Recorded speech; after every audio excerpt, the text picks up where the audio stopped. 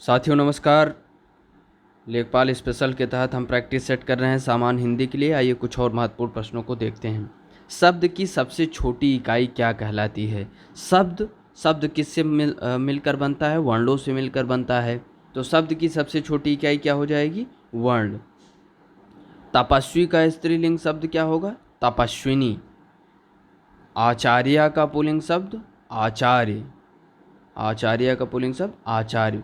पुस्तक रखी है वाक्य में वचन क्या है? तो पुस्तक रखी है वाक्य में एक वचन है। अगले क्वेश्चन की बात करें। शिक्षक ने पाठ पढ़ाया किस कारक का प्रयोग है?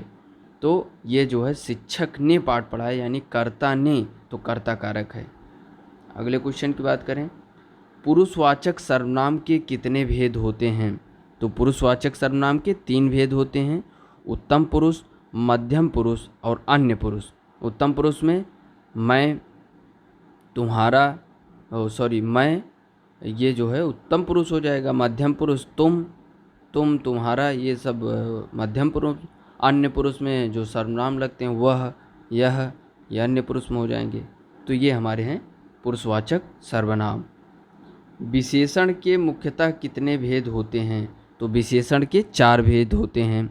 गुणवाचक विशेषण, संख्यावाचक विशेषण, परिमाणवाचक विशेषण, सार्वनामिक विशेषण। सार्वनामिक विशेषण मतलब जैसे यह लड़की वही है, मतलब संज्ञा की विशेषता बताए, सार्वनामिक विशेषण।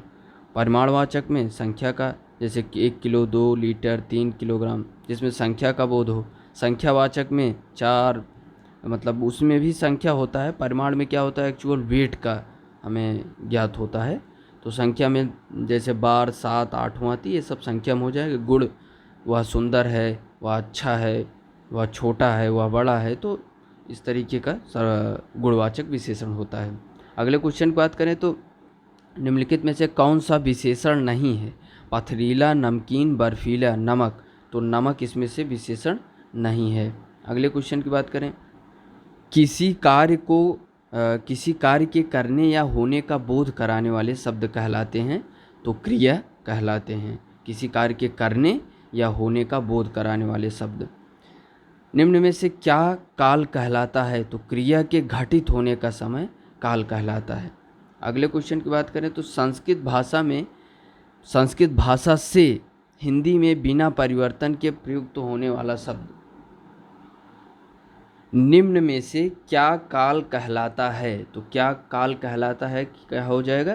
क्रिया के घटित होने का समय काल कहलाता है। मतलब काल इसमें पूछ रहा है, काल क्या कहलाता है? तो क्रिया के घटित होने का समय ही काल कहलाता है। संस्कृत भाषा से हिंदी में बिना परिवर्तन के प्रयुक्त होने वाले शब्द क्या कहलाते हैं? तो तत्सम शब्द कहलाते हैं। अगले क्वेश्चन की बात करें। निम्नलिखित में से तद्भव शब्द कौन सा है? तो इसमें से तद्भव क्या हो जाएगा? ग्राम, अश्रु, सूर्य, ये सब तो तत्सम शब्द में प्रयुक्त किए जाते हैं।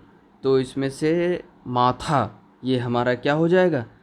तद्भव शब्द हो जाएगा।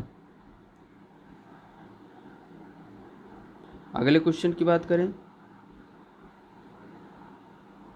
समान अर्थ बताने वाले शब्द क्या कहलाते हैं? तो समान अर्थ वाले शब्द जो होते हैं या समानार्थी है, इसमें विकल्प नहीं है, तो पर्यायवाची शब्द ही समान अर्थ में प्रयोग किए जाते हैं। तो विकल्प सी हमारा सही हो जाएगा। अग्रज का सही विलोम क्या होता है? तो अग्रज का सही विलोम अनुज। धन का तात्पर्य होता है, धन का तात्पर्य अर्थ से होता है।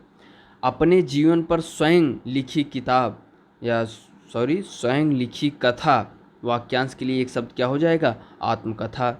अगले क्वेश्चन की बात करें तो अन्न और अन्य, इसमें हमें अंतर बताना है, भेद। तो अन्न का सेंस होता है अनाज से, उसका अर्थ होता है, और अन्य का अर्थ होता है दूसरा।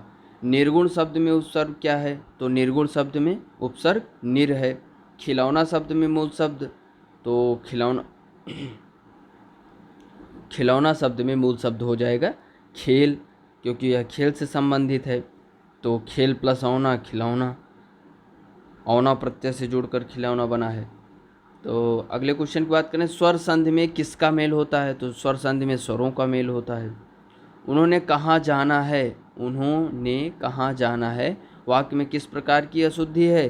तो इसमें जो है सर्वनाम संबंधी अशुद्धि है। उन्होंने की जगह होना चाहिए उन्हें कहाँ जाना है, तो यहाँ सर्वनाम संबंधी त्रुटि हो जाएगी। अगले क्वेश्चन की बात करें, सामासिक पद को तोड़ना कहलाता है। तो सामासिक जो पद होता है उसको तोड़ना समास विग्रह कहलाता है। कर्मवाच्य में प्रधान होता है तो कर्मवाच्य में कर्म की प्रधानता होती है। जिन शब्दों में लिंग वचन कारक आदि के कारण कोई परिवर्तन नहीं होता वो क्या होते हैं, अव्यय कहलाते हैं। एक पंथ दो काज लोकोक्ति का अर्थ है एक ही काम से दो लाभ होना, यानी एक पंथ दो काज हो जाना, यानी दो प्रकार से लाभ हो जाना। जैसे किसी कार्य के लिए आप जा रहे हैं और वहाँ लगे हाथ आपका दूसरा कोई कार्य हो जाए तो ये हो जाएगा कि एक पंथ दो काज। जैसे कहा जाता है कि रामू दिल्ली से अपना सामान भी ले आया और अपने मित्र राजीव से भी मिलाए। तो आप एग्ज़ाम देने जा रहे हैं और उसी एग्ज़ाम में आपके दोस्तों से भी भेंट हो जाए तो दो काम हो जाएगा। तो इसलिए इस लोकोक्ति का अर्थ हो जाएगा एक ही काम से दो लाभ होना। तो साथियों ये रहा कुछ महत्वपूर्ण क्वेश्चन। आगे भी हम कुछ महत्वपूर्ण प्रश्नों को देखने का प्रयास करेंगे। बहुत बहुत धन्यवाद। जय हिंद।